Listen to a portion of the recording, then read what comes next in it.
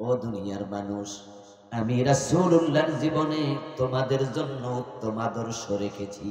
তার জীবনের লক্ষ্য আমাদের জীবনের লক্ষ্য এক হওয়া। উনি যেভাবে খেয়েছেন সেভাবে খাওয়া, উনি যেভাবে ঘুমিয়েছেন সেভাবে ঘুমাবেন, উনি ডান পা দিয়ে মসজিদে ঢুকেছেন, আপনিও ডান পাই দেবেন, এটা ইসলাম। টয়লেটে ঢুকতে উনি বাম পা দিয়েছেন, আপনি বাম পা দেবেন, এটা ইসলাম। উনি ডান হাতে খেয়েছেন, আপনিও ডান হাতে খাবেন, এটা ইসলাম। উনি মাগরিবের ফরজ 3 রাকাত পড়ছে, আপনি 4 রাকাত পড়লে হবে না, 3 পড়তে হবে, এটাই ইসলাম। উনি আল্লাহু আকবার বলে নামাজ শুরু করেছে, আপনি আল্লাহু আকবার বলে শুরু করবেন, এটাই ইসলাম।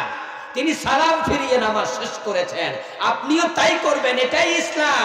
উনি আদালতে কোরআন দিয়ে ফয়সালা করছে, বিচার করছে, চোর ধরে হাত কেটেছে, ডাকাত ধরে শুলে দিয়েছে, জেনা করলে পাথর মেরেছে, আল্লাহর আইনে আপনিও আদালতে বিচার করবেন, এটাই ইসলাম।